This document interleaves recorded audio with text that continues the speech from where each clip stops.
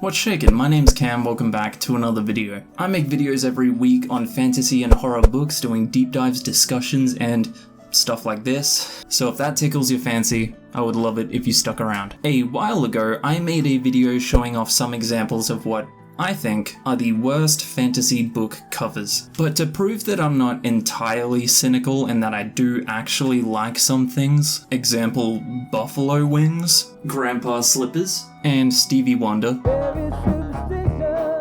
all pretty great. Those are some things that I like. Well, I do like some fantasy book covers as well. Quite a lot, actually. I want to show you just some of my favorites today, but before I do, I want to talk a little bit as well about what I think, at least personally, makes a good fantasy book cover, and I would love to know what you think. You know, because putting aside the fact that I'm literally never wrong, liking book covers it's pretty subjective. Maybe you and I will have completely different taste. Just hopefully not too different. So I did another video a little while back doing a bit of an in-depth discussion about how I think horror book covers have changed, you know, from classic horror to modern horror, and I talked a bit about why I'm not overly fond of those changes. One of the main points that I made in that video is that I'm not really a big fan of minimalistic covers, and that is especially true when it comes to fantasy. I can see the appeal of simple shape and color-focused covers over detailed illustrations, but personally, that's just not really my thing. That doesn't really catch my eye. But those simple minimalist covers, they're kind of trendy right now. That's the trendy thing. And it has been for a while. It has been for quite a number of years, most prevalently in like YA fantasy. I think the reason why this has become such a popular thing is because people want every book in a series to match each other, which is a lot harder to do when you're just illustrating parts from the actual book, but also because I imagine the publishers want to kind of distance themselves from the classic fantasy. I like the old fantasy covers, but I know that most of them are pretty dated. I get that, it's fine. Don't hate me for saying this, but the classic Terry Pratchett covers are a hyper-saturated just mess of color. They aren't really easy on the eyes, and sometimes it's hard to tell what the hell is even happening. There are some simple minimalist style fantasy covers that I actually like, and we'll get to that. But my favorite covers are the ones that take a great moment from the story and turn it into art. Or alternatively, they'll take the character or characters and show them in their world, rather than just like on a bare background. That's my personal taste, but go ahead and let me know what you think. I know a lot of people, maybe even a majority, prefer the simple covers with like the geometric shapes and the contrasting colors, and that's fine. So the first covers I want to show you are perhaps some of my favorite, or at least the style is one of my favorites in like modern fantasy. These are the books by Rob J. Hayes, with artwork done by Felix Ortiz. These covers are just beautiful. Even though they are for the most part just characters kind of standing there and posing, the digital paint style I think creates a perfect atmosphere for the stories to come. Felix Ortiz is an incredible artist, and I didn't even realize, but he actually also did the cover for Daniel Green's book, Breach of Peace. He might have even done Rebel's Creed, I'm not too sure on that, but that style of art on fantasy book covers I think is some of my favorite because it feels like a modern reimagining of the classic fantasy book cover style. It feels like you take the style from the classic fantasy book covers and you just make it a bit more 2020. The next cover I want to show you is actually from a comic. It's from the Witcher comics. In fact, I actually did a video on one of these just a little while ago. I don't mean the whinge, but it's somehow one of my favorite videos I've ever made on this channel, but also one of the most poorly performing videos I've ever made. I don't know why it did so bad. But anyway, if you want to check it out, I'll leave a card here. But I did a video on one of the Witcher comic books based within the Witcher video game world. And the covers for these books are just incredible. My favorite is probably this one from Witcher's Lament. It's a very stylized and almost abstract depiction of Geralt within the story that you're about to read. It still kind of captures that feeling of a more minimalist cover while also putting Geralt front and center and presenting you with the mood or the atmosphere of the book. I just think they look so great, and I think they would work just as well on novels as they do on the comics. If you'd like another example of more simple fantasy book covers that I do enjoy, I'll point out that the Mistborn books are very aesthetically pleasing. The color contrast of the blue and the white just works. It works really well, and even though the covers are pretty much completely absent of any kind of background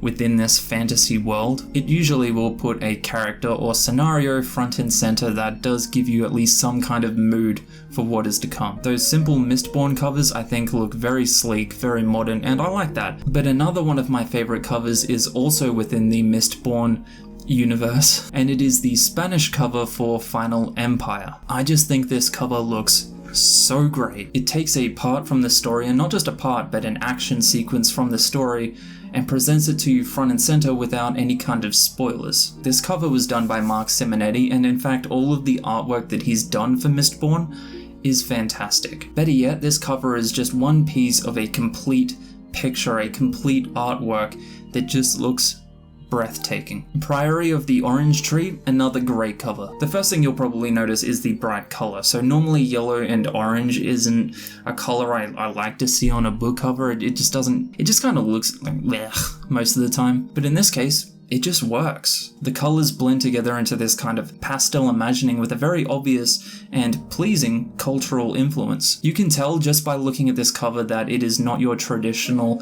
Eurocentric fantasy, and I think that is great. So the Prince of Thorns series and the covers are great for a couple of reasons. First of all, the illustrations are great. Secondly, I think they perfectly set the mood for just how grim this story really is. The first book quite literally has a teenager, or a child if you like, standing with his sword amidst a pile of corpses. While the background does kind of fade into a blank white, I just think it still sets this bleak atmosphere, this grim atmosphere that works so well with the story. But my favorite thing about these covers is the way they progress as the books go on. For example, we go from Prince of Thorns to King of Thorns, and the cover is much the same. There's still a pile of bodies, and our character is still front and center among those corpses, but we can see very clearly that he has changed. These covers do something that not many other covers have done, and it's that it shows us the true progression of the story on the cover of the book. The titles kind of do that as well, like, Prince of Thorns, King of Thorns, I think the next one is Emperor of Thorns. So the way that the titles and the covers complement each other as well is it's just great. Great covers, great work. Kings of the Wild by Nicholas Eames.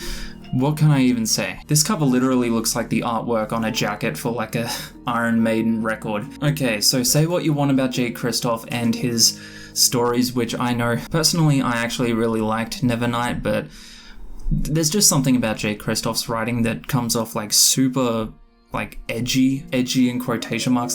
No hate to Jay Kristoff or anyone who likes his stuff, but it just kind of feels like his stories have that high school kid who thinks they're really edgy for idolizing serial killers vibe. Anyway, the cover is magnificent. I don't know what to tell you. The cover for Empire of the Vampire is one of my favorite fantasy book covers I've probably ever seen. It's dark, it's bloody, it's grim, it has this beautiful symmetrical kind of shape or aesthetic. You know what it is with this cover? I think I've realized what it is with this cover. It feels so much like tattoo art. I like tattoos, I love tattoo culture and tattoo art in general, and this book cover feels a lot like it came from tattoo culture. And you know what? I even really like the follow-up cover, the alternative cover. So another one that I really like, kind of for the same reason as Empire of the Vampire, just with that almost symmetrical, dark and grim aesthetic, is Dreams of the Dying. Check out this one. This one's really cool. It's mysterious, and it's mysterious in a really great way. It does something that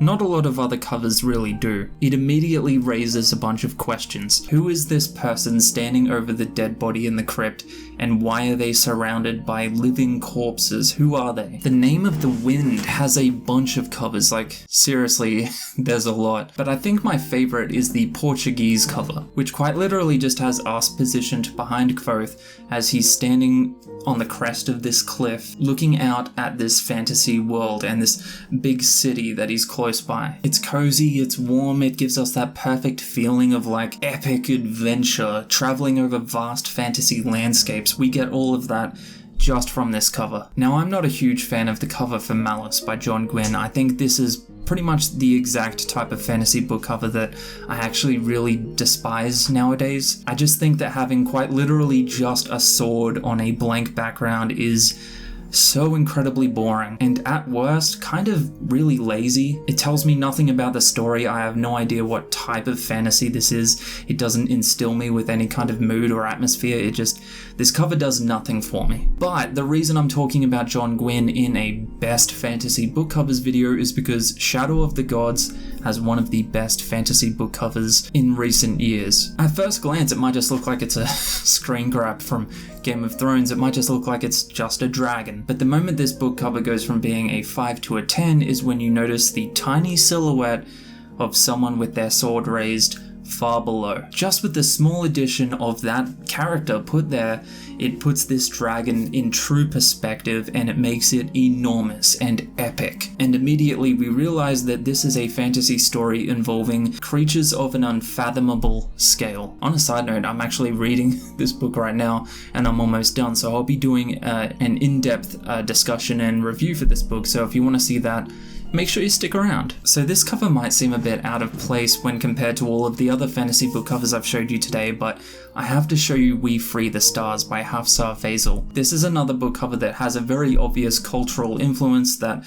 immediately tells us we're not just in for another Eurocentric fantasy. But additionally, and again like Priory of the Orange Tree, it does something magnificent with its color palette. But the blend of purple and star-colored gold kind of mixing together with this little frame they've created on the cover itself feels almost cosmic. It gives you the vibe and the atmosphere of a whimsical kind of nighttime fantasy. So that's it for today, but let me know what you think of all of the covers I showed you. Or better yet, go down to the comments and tell me what is your favorite and your least favorite thing in a fantasy book cover. I do lots of videos on fantasy books, doing reviews, deep dives, discussions, and fun stuff like this. So if that's your kind of thing, I would love it if you stuck around. Anyway, I'll see you in the next one.